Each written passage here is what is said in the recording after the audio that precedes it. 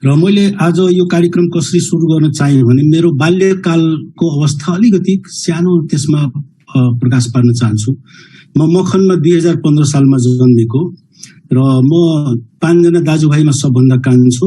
सबभन्दा जेठी एकजना दिदी हुनुहुन्थ्यो र हाम्रो मखनमा र विशाल बजार जुन पहिला जनसेवा हल थियो त्यो आगो लगाएपछि त्यहाँ जनसेवा स्टोर थियो, त्यहाँ पनि हाम्रो कपडा पसल पुर्ख्यौली र मखनमा पनि कपडा पसल थियो। म 8-9 वर्षको उमेरदेखि कपडा पसलमा अलिअलि बस्थे बेच्थे पनि।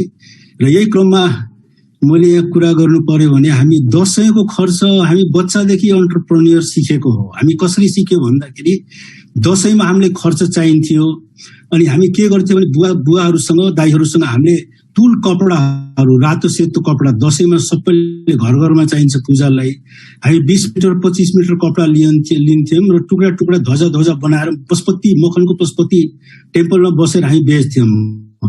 तलेजु टेम्पल बाहिर, मखनको तलेजु यो पशुपति टेम्पलमा बाहिर बेच्थ्यौं। त्यसबाट हामी त्यो बेला 25-30 रुपियाँ बनाउँथ्यौं र त्यसबाट हामी चङ्गा उडाउने हैन, आफ्नो रमाइलो गर्ने।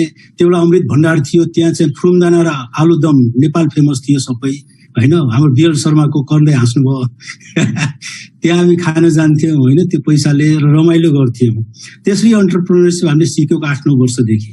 त्यही क्रममा मैले जेपीमा 2029 साल 30 सालबाट जेपीमा पास गरे। करण दाई, गौरी दाई, राजेन्द्रबहादुर दाई पनि हाम्रो सिनियर अग्रज हो त्यहाँको हैन।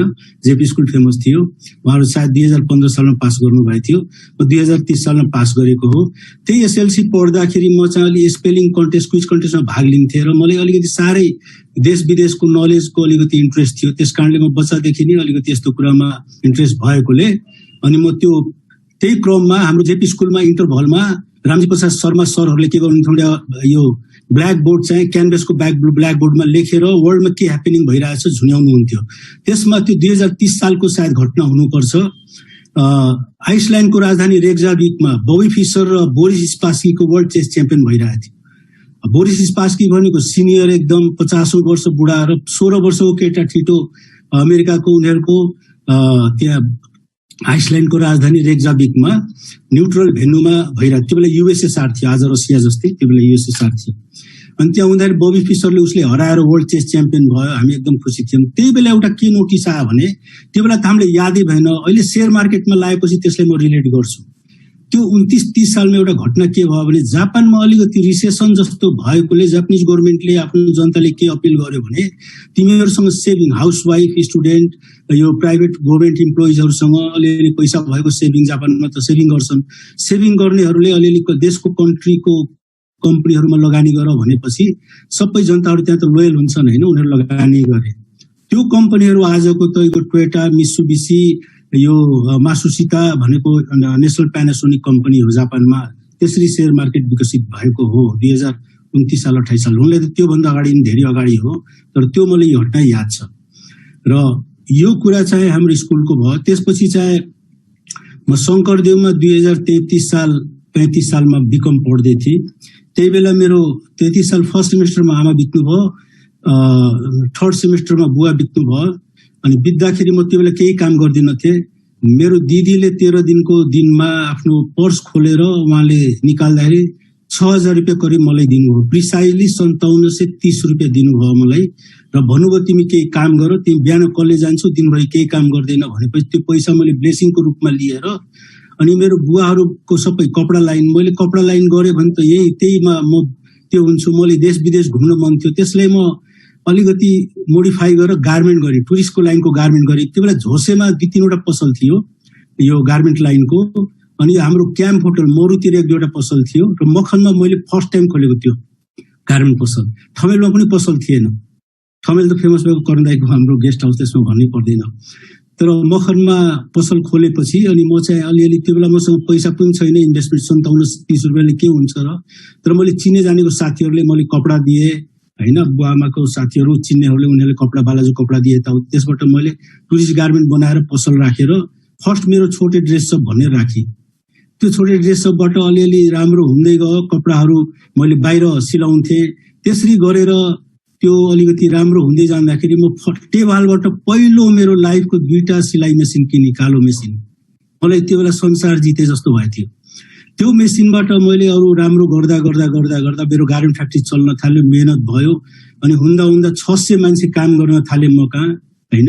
र मैले जापानबाट 35 वर्ष अगाडि, त्यो बेला आज 45-46 वर्ष भयो, 35 वर्ष अगाडि मैले गार्मेन्ट एक्सपोर्ट गरी जापानमा। लास्ट मेरो फ्याक्ट्री बन्द हुँदाखेरिसम्म जापानमा एक्सपोर्ट गर्थेँ म, योकोहामा अमिना कलेक्सन भन्ने कम्पनीलाई। र उहाँले चाहिँ एकदम मान्नुहुन्छ मलाई, आज पनि त्यतिकै राम्रो रिलेसन छ। र त्यसपछि म युएस मार्केटमा छिरेँ।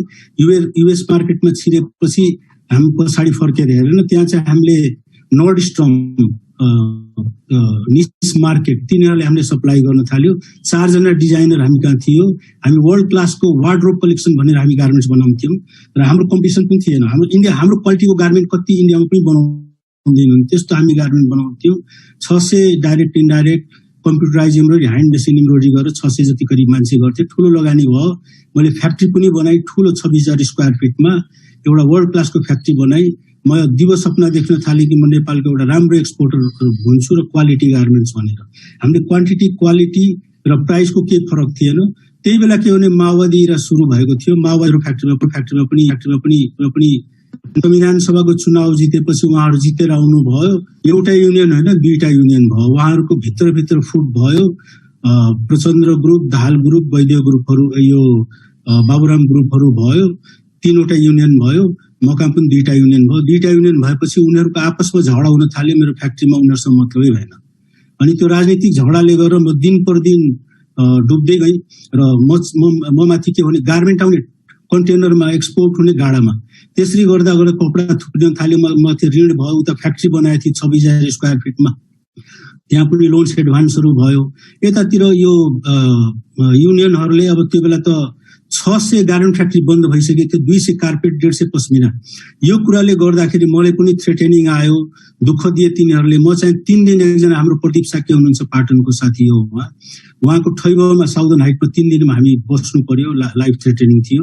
आएपछि मैले चाहिँ आफ्नो सबै युनियनको मान्छेहरूले बोलाएर, माओवादी युनियनले बोलाएर, हाम्रो गार्मेन्टेसनको प्रेसिडेन्टले बोलाएर, वकिल, एउटा कर्पोरेट वकिल सुभाष नेवाङको कर्पोरेट वकिल थियो शिवदीप रिजालजी, उहाँले राखेर मैले कम्पनसेट गरेर छुटकारा पाउन ट्राई गरेँ। त्यो बेला 70 लाख रुपियाँ कम्पनसेट दिनुपर्ने, मसँग पैसै थिएन। अनि एकजना मेरो एक्सपोर्टर साथीमा वीरेन्द्र प्रधान, उहाँको स्वेटर निटवेयरमा नेपाल टप, उहाँ भक्तपुरको, उहाँले, अनि यो प्रदीप साके र एकजना जोगेन्द्र रौनियार मसँग जेपीमा पढेको, उहाँहरूले 25 लाख 10 लाख दिनुभयो। मैले आफ्नो गाडी बेची, त्यसरी गरेर मैले 70 लाख रुपियाँ कम्पनसेट गर्यो। र त्यत्रो 600 जना मान्छे चलाउने, 12 घण्टा फ्याक्ट्रीमा काम गर्ने मेरो 28 वर्ष पनि मेरो वाइफले प्रोडक्सन डिपार्टमेन्ट, उहाँ र हामी दुवैजना सडकमा आयौँ। आएर घरमा हामी रोयौँ होइन। 2-4 दिन त हामी अलिकति मन हल्का गऱ्यौँ। त्यसपछि कहाँ जाने थाहा थिएन। हामी लन्डन, मेरो ठुलो छोरी बिहा गरेको लन्डनमा हामी गयौँ। म 2 महिना बसेँ, मेरो वाइफ 8 महिना बस्नुभयो। त्यहाँबाट बस्नु नसकेर म फर्केर आएँ। फर्केर आएर म सबै बेचेर लन्डनै जान्छु भनेर विचार गरेँ। तर मेरो साथीहरू जम्मा भएर जन्मभूमि यो, कर्मभूमि यो, अनि 53 वर्षको उमेरमा तिमी लन्डन मर्न जाने भनेर भन्दाखेरि मेरो आँखा खुल्यो। मैले आफ्नो सम्पत्ति बेच्न रोकेँ, नेपालमा केही काम गर्नुपर्छ भनेर। मसँग पैसा छैन, मसँग 4-5 करोड रुपियाँ लोन थियो, 17,000 रुपियाँ पर डे ब्याज दिइरहेको थिएँ। मैले मोबाइल युज गर्न छोडेँ, होटलमा खान छोडेँ, पत्रिकाहरू 10-12वटा पढ्थे, त्यो सबै बन्द गरेँ। यसरी गरेर मैले त्यो, तर सामाजिक काम मैले गर्न छोडिनँ होइन। म 5-7वटा सामाजिक कामहरूमा छु, त्यो छोडिनँ।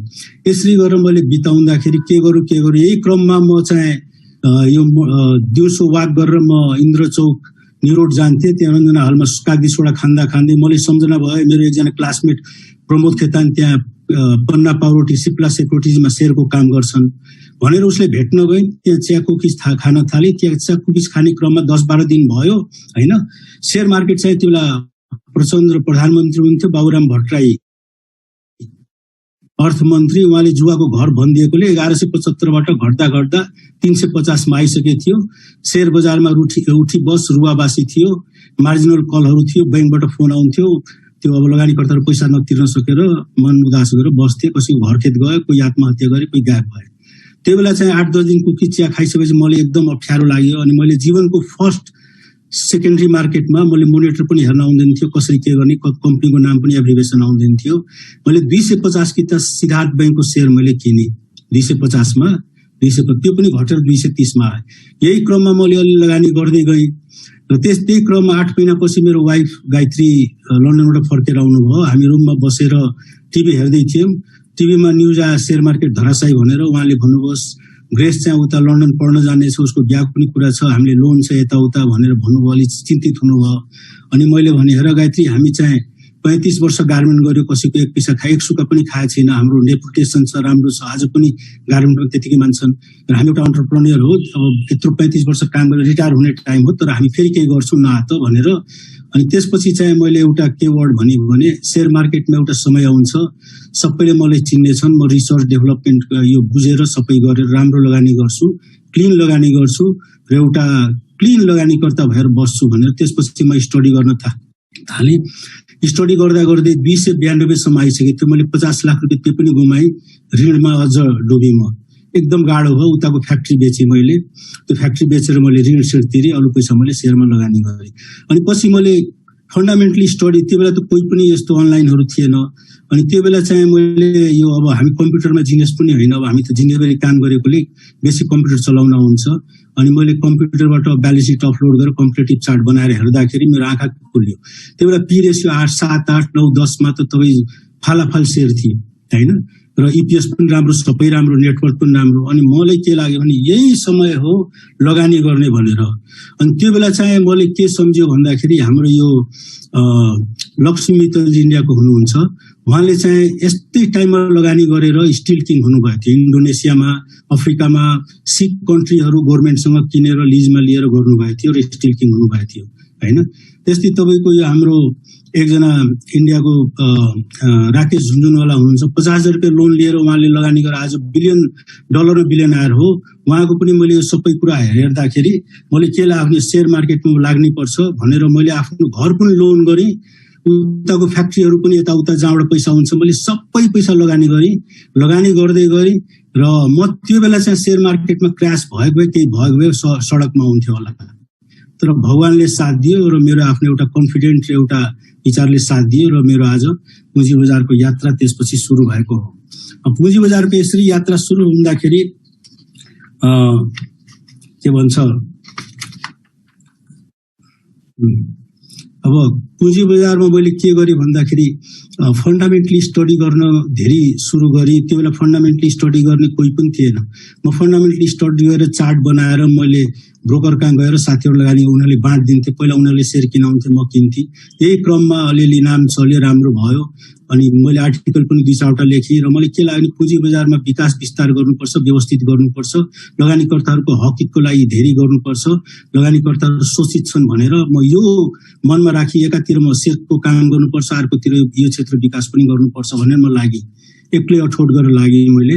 लाग्दा अनि म चाहिँ टिभी मिडियाहरूले, यो न्युजहरूले सबैले बोलाउन थाल्यो, अनलाइनहरू बिस्तारै आउन थाल्यो, उनीहरूले सबैले गरे र मैले चाहिँ जे जान्थेँ, जे भोग्थेँ त्यही मात्र सेयर गर्थेँ। म बनावटी कुराहरू गर्दिनँ, आज पनि गर्दिनँ। र म चाहिँ सबै कुराहरू फ्रिल्यान्स, आज पनि कोरिया, यो विदेशमा 60 लाख दाजुभाइहरू छन्, उनीहरूले फ्री सर्भिस दिइराखेको हुन्छु। रात दिन 2 बजे पनि उहाँहरूको मेसेज आयो भने 2 बजे एन्सर गर्छु, जागेको छु भने होइन भने नेक्स्ट डे म गरिराखेको हुन्छु। र अर्को कुरा यो के भन्छ, यो हाउसवाइफहरू 50 जनाको समूह छ, उहाँहरूले पनि म फ्री सर्भिस दिइरहेको छु। म 1 रुपियाँ पनि कहिले लिँदैन। स्टुडेन्टहरू कलेजमा, यो पिपुल्स कलेज छ, यो तपाईँको पशुपति कलेजहरू छ, यो युनिग्लोब कलेजहरू छ, त्यहाँ गएर पनि क्लास लिइदिन्छु। म 1 रुपियाँ पनि चार्ज गर्दिनँ। टोकन अफ लभ दिन्छन्, लिएर आउँछु। सेबो नेप्सेमा पनि केही दिन्छन्, म लिँदैन। र कोही जबरजस्ती दियो भने गार्डले बाँडिदिएको हुन्छु मैले होइन, त्यसरी म कहिले पनि लिँदैन। म जानेको सरस्वती बाँटेको, मेरो यही पेसा भएको म सायद लिन्थेँ होला, तर यो मेरो पेसा होइन। सेयर खरिद बिक्रीबाट नाफा घाटा मेरो हो। अरू बाँकी मैले जानेको सरस्वती बाँड्दाखेरि मैले खुसी हुन्छ र भविष्यमा गएर 2 शब्द थ्याङ्क यू भनिदिन्छन्, त्यो मेरो एकदम ठुलो उपलब्धि हो जस्तो लाग्छ। यसरी म सेयर मार्केटमा काम गरिरहेको छु।